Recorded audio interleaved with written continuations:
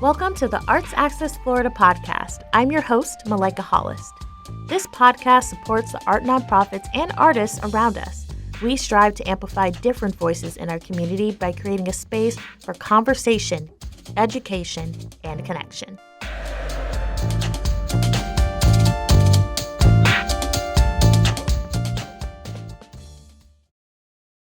Support for Arts Access Florida comes from Community Foundation Tampa Bay, Champions of Philanthropy. Learn more at cftampabay.org.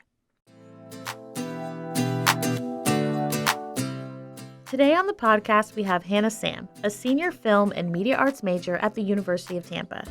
Hannah is completing her senior thesis film. But before we get into that, we learn about her start in the art world and how she continues to create her future. My family, especially on my mother's side, is very art heavy, invested in that. My mom used to be in a band, and my grandma, she paints and does all that fun stuff. So art is something that was very involved in the older figures in my life. So it was something that I was just very open to and learned about very easily. And it's just something I've always been a part of and done since elementary school. I've painted and I, did musical art and things like that. I, sang. And it wasn't until I started like near the end of like junior high school, where I started getting into more like the visual side of arts in terms of like video and pictures and things like that. So it kind of started when I was like kind of getting to know myself as well and becoming that person to really get into that interest of what I'm doing now. Okay. So what do you think made you have interest in that instead of like the music and singing?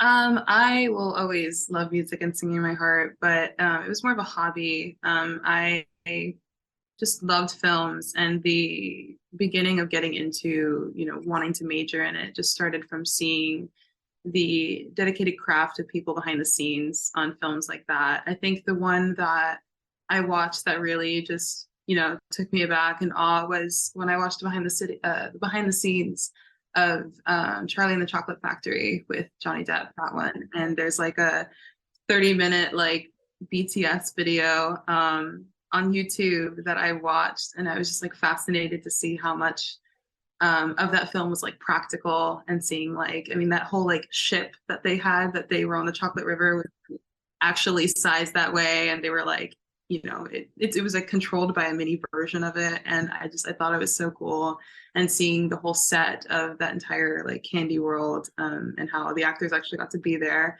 It was fascinating. That was one of the videos that I saw that like really kind of aided to enjoying it. But I just loved watching behind the scenes and bloopers and seeing the creation of the things of such a large media that is consumed and like the process that goes behind there. So Yeah. that's definitely what got me into it the most.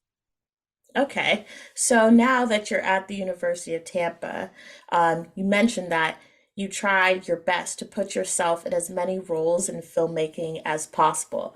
Can you give us like maybe a brief understanding of some of those different roles and which ones are your favorite? Yeah. There is a lot of different roles within the departments of film, and luckily myself, at least from bigger to smaller projects, I've gotten to at least do at least something in each of them. I mean, in film, you have your departments. There's the production, which mainly they work on like you have your assistant directors, your producers. You work on curating the film and making sure that it's running. You have your camera department, so there's like the director of photography who handles the main visual look of the film. You have sound, art, all of those. There's so many different things that go into film, and my favorites, at least the ones that I do the most, are I do work in production a lot. I have assistant directed and co-produced a good amount of films. I work with, usually I'm pretty organized when it comes to those things, and have a good understanding of time and setup. So that helps when you're trying to make sure a film is running well.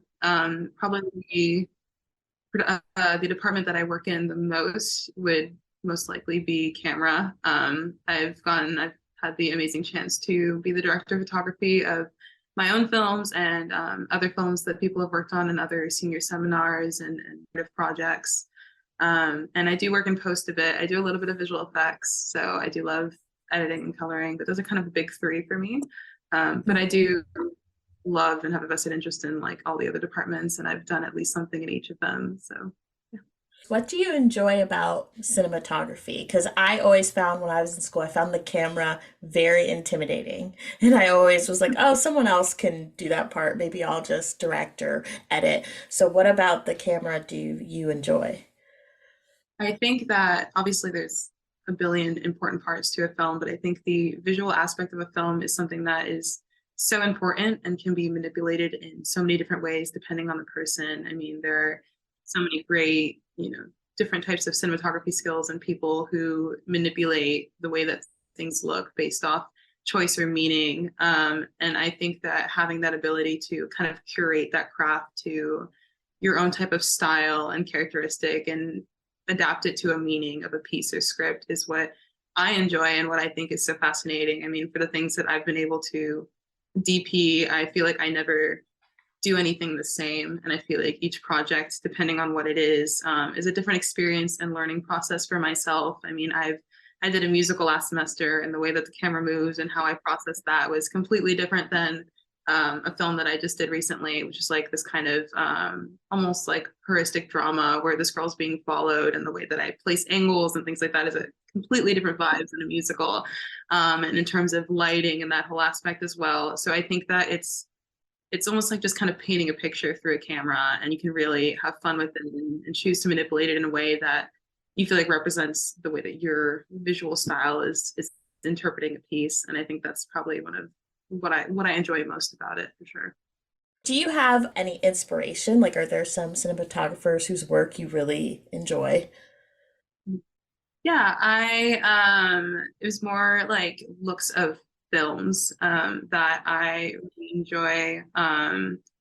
I really like the different styles, and I'm like a visual effects nerd, so a lot of a lot of what I enjoy is with that. And I like Blade Runner 2049 was one that I enjoyed just because of the almost like lighting and coloring. There's a Mhm. show I'm watching right now, Shadow and Bone, that's on Netflix, and I was just sitting and appreciating the color and the way that lights work and how framing of certain characters and things represent what's going on in the scenes. I'm a bit horrible with remembering names, especially when people ask me about it. So I can't say anybody off the top of my head, but there definitely are a lot of pieces that I enjoy and appreciate that I've seen a lot of cinematographers work on and do. Okay, so now you're a senior and I believe you're in senior seminar this year. So you've created your senior film. Tell us about your idea. What's your film about? Yeah, so I am taking it this semester. I started writing my script like last semester to prepare. My film is called Adeline and the Cyborg. It is about this elderly woman who is surviving on this dystopic, decaying Earth on her own.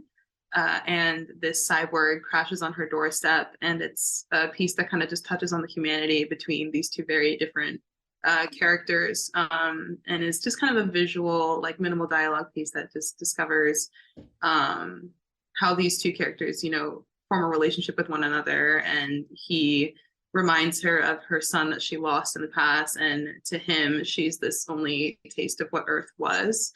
And it was very interesting to kind of create a piece that is a bit like just a bit higher in stakes in terms of or it's a bit ambitious, excuse me, in terms of trying to create this process with such a minimal budget and minimal time. But that's the concept, and it was really fun to do and create and curate. Okay, so I'm very curious. So what was your pre-production like? How did you make this happen? So it was written, like I finished writing it last semester and spoke with the professor that I am currently under right now about the idea. She wanted to have a meeting, and my biggest like necessarily the biggest challenges and things that I knew was going to take the most out of me was the production design and the location. because I know that those two would contribute to making this film as realistic as possible. And I went through a lot of research and searching and possible permitting, and trying to find a place that would mimic this look that I wanted. And I got very lucky. The girl, her name's Kaden Hancock. She was my set designer. Her parents' place over in Polk City, they have like this barn and this whole like acres of land behind them. And we really like curated this barn to be kind of like this makeshift home for my lead character, Adeline, and used that place as a huge location. And it was, I couldn't have asked for a better place. It really worked out.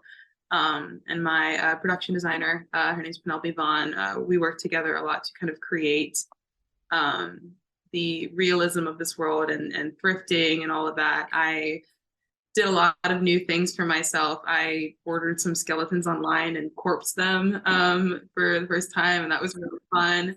I like hand chiseled some stones that I got from Home Depot, and that was super cool. And she like mossed them until I kind of create like gravestones and such. So there was like a lot of mini individual projects that were so huge and that contributed. It's like it's only shown for some moments on a screen, but I feel like the whole process of creating it and working with this amazing team that I had with me to help me achieve this vision was just like it was an experience that I like would do all over again. And I'm just so grateful for like everything that happened and everyone that's helped me. And I'm super happy with it and how the whole production process went.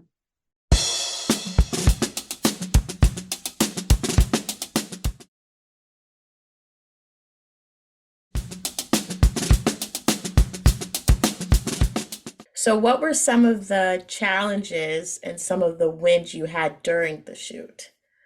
During the shoot, yeah. This isn't directly related to film, but my second day of shooting, it's like from I live over in St. Pete, so it's about like an hour commute to set each day. And my mom was in town the first week because she helped me with makeup, and we got a flat tire on the highway and ended up being like an hour late to set. And it was like really stressful. And I was just like, this like sucks. And of course, it would happen, you know, on a shoot day. But I like really had to just like keep myself calm and remember that, you know, I had the team that I had was just did everything that they were supposed to. And I was able to communicate what I could while I was not there. And, you know, everyone just did what they, you know, were supposed to do. And when I got there, it was just smooth sailing. We finished early that day. And I think like that in terms of just emotions and struggle was kind of like a side thing. Um, a lot of it, another struggle I had was just obviously, as most productions do, is time. When you are, you know, you're on set and you're shooting and people, um, there are so many factors that you have to deal with, and time and daylight is definitely one of them. And I had to kind of work with my production team to kind of move some scenes around because we're like, oh, we've lost some daylight. We're not going to be able to shoot this. Let's try and, you know, flip this around or move this to another day.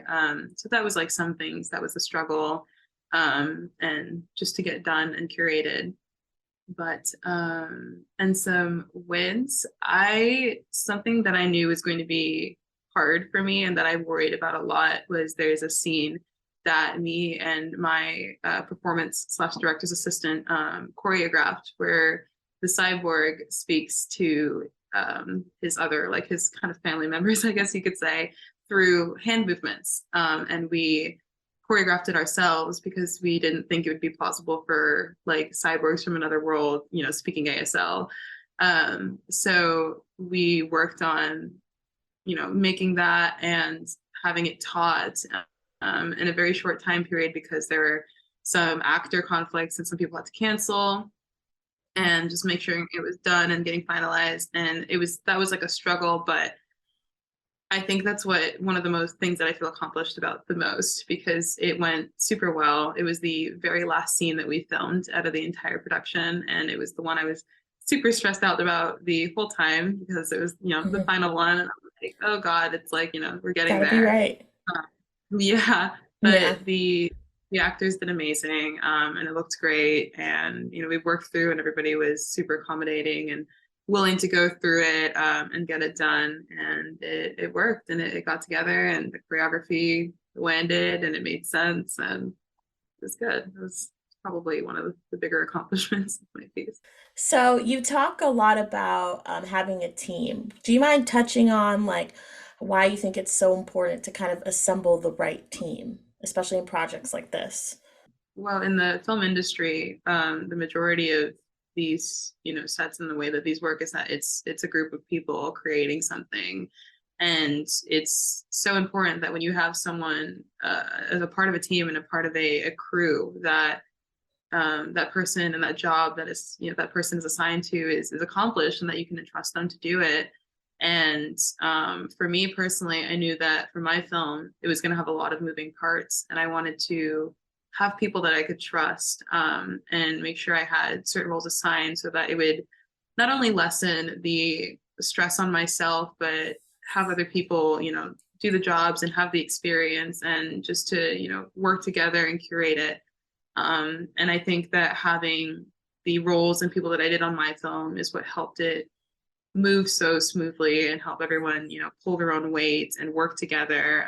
And having that type of environment, I think for me was what really saved and pushed forward my film. And even when things are hard or if we're running behind, being with people that you can work with and be around and Hmm. enjoy and can, be on set with really helps, contribute to making a set be enjoyable and feeling like you've accomplished something at the end of the day. And even in sets that I've been on that aren't school based, just having people on a job that they know how to do, it just makes your life easier and realize you don't have to pull someone else's weight and you can just do your job accordingly.